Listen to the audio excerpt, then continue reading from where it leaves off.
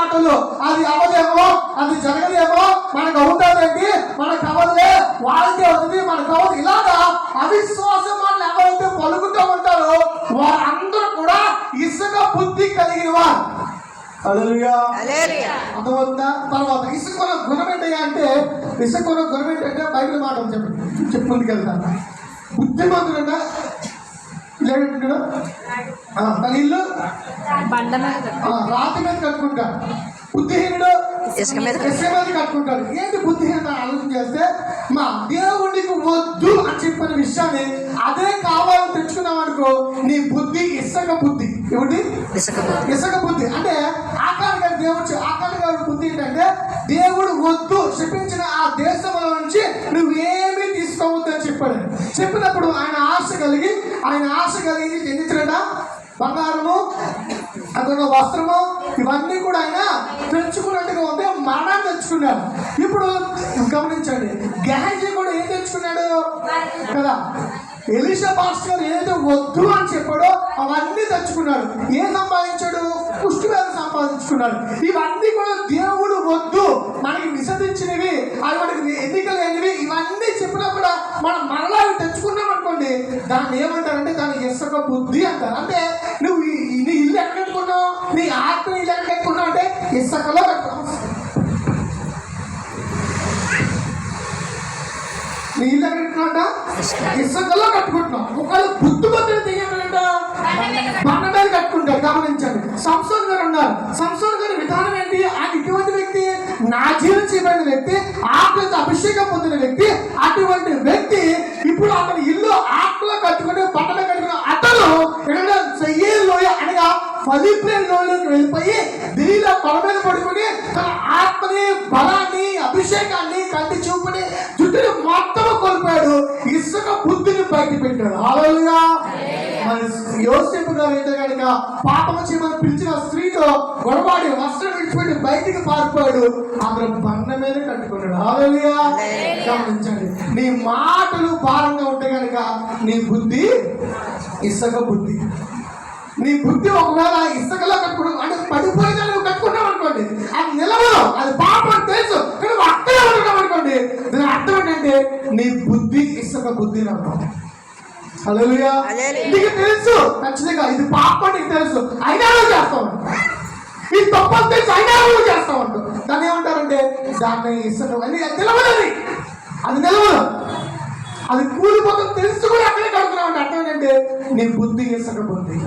అంతేకాదు మాటల్లో భారం ఉంది, బుద్ధులు ఇసుకుంది. గమనించండి. అంతేకాదు ఇసుకున్న విధానం ఏంటంటే గమనించండి, చూడండి, ఇసుకున్న గుణం ఏంటంటే అది ఏదన్నా పీల్చుకుంటుంది. ఇసుక ఏమేయండి, నీళ్ళేయండి పీల్చుకుంటాం, ఇంకా పాలు పీల్చుకుంటాం కదా, ఏది వేసినా పీల్చుకుంటుంది. ఇప్పుడు గమనించండి, ఇప్పుడు క్రైస్తవులుగా మనం ఏం పీల్చుకుంటాం? చాలా తెలుగు నేను అందరూ ఏమంటారంటే వాక్యాన్ని పీల్చుకున్నా చెప్తారు, చాలా తెలుగుగా చెప్తారు కదా, అవునా కదా? కాబట్టి ఇప్పుడు ఓపెన్గా మాట్లాడతారు. మీరు 2 రోజులుగా టీవీ పెట్టి మీరు ఏం పీల్చుకున్నారు? మీరు టక్స్లు చూసి వస్త్రం టక్స్ చేశారు, వస్త్రం కూడా టక్స్ చేశారు. ఆ టక్స్లో ఏంటి అందరూ ఏం పీల్చుకున్నారంటే క్రైస్తవులు కూడా నా ఫ్రెండ్స్ కొంతమంది క్రైస్తవులు వాళ్ళు కూడా స్టేటస్ బట్టి పిచ్చెక్కిపోయినారు. ఇది పీల్చుకోవడం వచ్చిందా అంటే ఇది ఏంటంటే అది పీల్చుకుంటారు, ఇది ఇసుక బుద్ధిని. నువ్వేం పీల్చుకోవాలి, ఏదో దేంట్లో ఉంటే అది మాత్రం గమనించడం. చాలా మంది అంటూ ఉంటారు 10th వరకు చాలా బాగున్నాడండి, ఇంటర్కి వెళ్ళిన తర్వాత ఏం పీల్చుకున్నాడు, వాడు పొగ పీల్చుకున్నాడు, వాసన పీల్చుకున్నాడు, ఇంకా అన్నీ పీల్చుకుంటున్నాడు, అసలేది విడిచిపెడతారు. ఓకేనా? అసలేది విడిచిపెడతారు. ఇప్పుడు నీ బుద్ధి ఎంత మాత్రం కూడా ఇసుక బుద్ధి కాకూడదు. నువ్వు క్రైస్తవుడు కనుక నీ బుద్ధిలో వాక్యం ఉండాలి, హృదయంలో వాక్యం ఉండాలి. బైబిల్ మాట ఉంది, నీ పాదములకు వెలుగుగా వాక్యం ఉండాలి. వాక్యము తెలిసిన వాడు, వాక్యంలో ఉన్నవాడు, వాక్యంలో బలపెట్టేవాడు ఎంత మాత్రం లోకాన్ని పీల్చుకోడు. నీకు వాడికి సంబంధం లేదు. ఒకళ్ళు పీల్చుకుంటున్నావు అంటే కనుక నీ బుద్ధి అది విషయం. మీరుగా ఆలోచన చేసుకోండి, నేనేం పీల్చుకుంటున్నాను, నేను నిజంగా నిజంగా వాక్యాన్ని ఫాలో అవుతున్నాడా, నిజంగా వాక్యాన్ని పీల్చుకున్నాడా? ఒకవేళ కాసేపు 7 గంటలకు 7 గంటలకు అది పీల్చుకొని, 9 గంటలకు ఇది పీల్చుకొని, సాయంత్రం ప్రాంతానికి ఇది పీల్చుకొని, ఇవన్నీ చేస్తే దాన్ని కూడా ఇసుక బుద్ధి అంట. నువ్వు పరీక్షగా జీవించలేకపోతే కనుక నువ్వు క్రైస్తవుడి కాదు. క్రైస్తవుడికి లోకస్తుడికి తేడా ఉంది. వాడు వాక్యాన్ని మాత్రం పీల్చుకో, వాడు పాపాన్ని విడిచిపెట్టి వచ్చిన వాడు, లోకాన్ని విడిచిపెట్టి వచ్చిన వాడు కనుక వాడు బుద్ధి మంచి బుద్ధి. ఒకడు అటు ఇటు ఉంటే కనుక అది ఇసుక బుద్ధి. అంతేనా? అదేమిటంట ఇసుక బుద్ధి. అంతేకాదు మన ప్రవర్తన భారంగా ఉంటుంది.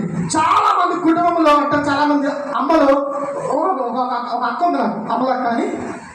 అక్కడ ఎప్పుడు పోయి చేస్తుంది, అరే ఎక్కడున్నాం అక్కడ యాక అర్జెంట్ ఇంటికి రా, నీకు అవ్వ బండి సిద్ధం కావాలా యాక అంటే అగో ఆడు నన్ను కొట్టాడు, ఎవడు చెప్పకూడదు, ఆడు నన్ను కొట్టాడు, ఆడు పక్కన బట్టలు తీసాడు, ఆడు నన్ను పాడు చేసిన తెలియని కూడా పాడేడు చూడ అంత దరిద్రం చూద్దాం రా, అది ఏదైనా చేయండి రా, అది మార్చండి రా, అలాగని ఇలాగని ఆ తమ్ముడు కొడతాడు, వస్తువులు అమ్మేస్తాడు, ఇతర సామాన్లు అమ్మేస్తాడు, టీవీ ఎన్ని చెప్పాలంటాడు.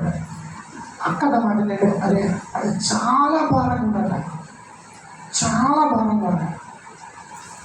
ఒకరి ప్రవర్తన కుటుంబానికి భారంగా ఉంటే వాడు ఇసుక బుద్ధి కదే. ఒక భర్త కుటుంబానికి భారంగా ఉండదే కనుక అది ఇసుక బుద్ధి. ఒక భార్య ప్రవర్తన కుటుంబానికి భారంగా ఉంటే అది ఇసుక బుద్ధి. ఒక కుమారుడు కనుక కుటుంబానికి భారం, తండ్రి మాట కనుక తల్లి మాట కనుక లోకాంశం ఓజీని ఆజీ అని తిరిగితే కనుక వాడు కుటుంబానికి భారమే, సంఘానికి భారమే. హల్లెలూయా. అంటే మన ప్రవర్తన ఎంత మాత్రం కూడా ఎవరికి భారంగా ఉండగలే. నీ భారం మొత్తం ఇవ్వాల్సిన ఎవరి మీద? దేవుడి మీద. కానీ ఎవరి మీద అంటే నీ భార్య మీద, నీ పెట్టల మీద నువ్వు వేసి భారంగా ఉంటున్నావు. నీ పెట్టలు నీకు సాక్షి చెప్తారు. పెట్టలంటే అమ్మనాలు సాక్షి చెప్తారు. మా నాన్న మంచోడు కాదండి అని అనుకోండి, వాడు చచ్చినట్టే. ఒకవేళ నా బిడ్డ నా మాట గిట్లా చెప్పినట్టు తండ్రి, వాడు చచ్చినట్టే. వాడి ప్రవర్తన కుటుంబానికి భారంగా ఉంటే కనుక వాడు ఇసుక బుద్ధి కలిగిన వాడిని. సంఘంలో కూడా చాలా మంది భారంగా ఉంటారు. బహుశా లేదు బహుశా అనుకుంటున్నాను. ఒకవేళ ఉంటే మార్చేసుకుంటే ఏంటో భారం అంటే ఏదో చెప్పబోయే కాదు.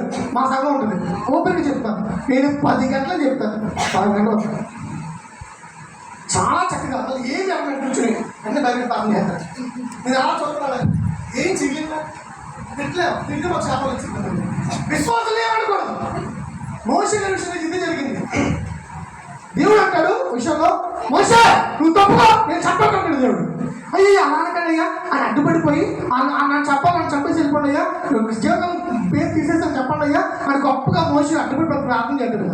సరే అంత బాగా చేసిన మోషే గారి ప్రార్థనలో తర్వాత వాడు ఒక మాట అంటాడు మోషే గారు. ఎవరిని? విశ్వాసం. ఒక మాట అంటాడు అంతే, ఒక మాట తిడతాను. ఇప్పుడు దేవుడు ఏమంటాడు? అది నువ్వు ఎక్కడే విశ్వాసుల కొరకు సేవలు అర్థం కాబట్టి ప్రార్థన చేశాడు ఆయన. అప్పుడు ఏమంటాడు? తప్పుగా మొత్తం చంపేసి కానీ జనాన్ని తీస్తాను నేను. అటువంటి మోషే గారి విషయంలో ఆయన మాట అంటే దేవుడు ఒప్పుకోలేదు. అంటే విశ్వాసులు ప్రాణిత్వ సేవకులు కండి కానీ ఎంత బద్దకం అది ఇక్కడ కదా మామూలుగా. దేవుడు ఏ మాట కదా అనుకుంటారు మీరు. సేవలు అంటాక లేదు చిత్రంగా ఒకలాంటి చర్చ మానేస్తారు అంతే. అందరికి నేను చెప్తారా చర్చ మానేస్తారో 2-3 వారాలు మాట్లాడటం మానేస్తారో లేదు. కొంతమంది ఒక మిట్టెక్కి ఆ పాస్టర్ తప్పండి, ఆ పాస్టర్ దొంగపోదండి, అది అలాంటి చెప్పి తిరుగుతారు. ఇదేనా జరిగింది? కాబట్టి ఇవన్నీ కూడా మన ప్రవర్తన సంఘానికి కుటుంబానికి భారంగా ఉండేది కనుక మనమందరం కూడా ఇసుక బుద్ధి కలిగిన వారమే. నీకు నువ్వుగే భారంగా ఉంటే కనుక, దేవుడికి భారంగా ఉంటే కనుక, కుటుంబానికి భారంగా ఉంటే కనుక, సంఘానికి భారంగా ఉంటే కనుక నీ బుద్ధి ఏమాత్రం ఆలోచలేదు. నీ బుద్ధి ఇసుక బుద్ధి. నువ్వన్నీ పిలుచుకుంటే అది ఇసుక బుద్ధి. అంతేకాదు మూడో విషయం ఏంటంటే ఇసుక విధానం ఏంటంటే అది వాతావరణానికి అనుకూలంగా మారిపోతుంది.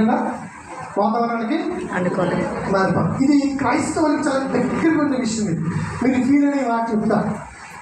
ఎండ కాస్తుంది అనుకోండి, ఇసుక కాలు పెట్టండి చూడండి కాలుతుంది, అవునా? కాలు మంచులో పెడితే చల్లగా, నైట్ పెడితే చల్లగా ఉంటుంది. అంటే వాతావరణానికి అనుకూలంగా మారిపోతుంది ఇసుక. ఇప్పుడు క్రైస్తవుడు కూడా ఎలా ఉన్నాడంటే అది క్రైస్తవుడే పిలబడతాడు, క్రైస్తవుడు పిలబడతాడు. వాడు పెళ్లి సమయం వస్తుంది, అనమాట. పెళ్లి చేసుకుని సమయం వస్తుంది, అప్పుడు వస్తున్న వాతావరణం అనుకుని మారిపోతాడు. ఎవడో పెద్ద చిన్నాడు ఎవడో వస్తాడు, ఇప్పుడు రాట పెట్టండి రా అంటే రాట నీకు సంబంధం లేదు. అంటే నువ్వేంటి వాతావరణం అనుకుని మారిపోతుంటే పెద్దలు ఎవరో చెప్పారు కనుక, పెద్దమ్మ నాన్నమ్మ చిన్నమ్మ ఎవరో చెప్పారు కనుక, మరి ఎప్పటి నుంచి వచ్చిన ఆచారం కనుక రాట పెట్టండి రా అంటారు. మనం ఏం చెప్తాం, పాస్టర్ గారు నాకు చెప్పడం కావాలి, మేము ముందు ప్రార్థన చేస్తామండి, అది ప్రార్థన చేసి రాట అంటారు. చాలా మంది ఉన్నారు. చాలామంది క్రైస్తవ విశ్వాసులు వారి బుద్ధి ఇప్పుడు బయటపడుతుందంటే చచ్చిపోయినప్పుడు లేదు, వివాహ విషయంలోనూ అది బిడ్డ పుట్టిన విషయంలోనూ ఖచ్చితంగా మనం అన్య రీతిగా ప్రవర్తిస్తూ ఉన్నాం. కదంటారా ఎవరన్నా? ఎవరు కదంటారా?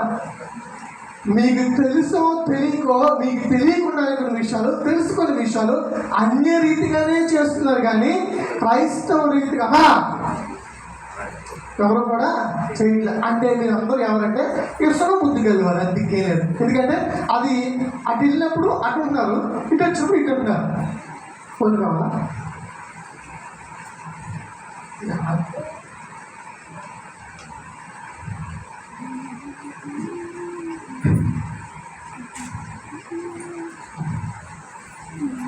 ఎక్కడ వాతావరణానికి అనుకూలంగా మారిపోతుంది మన బుద్ధి. అంటే వివాహ విషయంలో వచ్చినప్పటికీ చాలా మంది క్రైస్తవులు బాగా మాట, ఎవరన్నా వివాహం చేసినప్పుడు మా వాళ్ళే మా కాస్తే అని ఎవరన్నా అనుకుంటే కనుక వారు ఏ మాత్రం పక్కన గేటు కూడా తాగడం.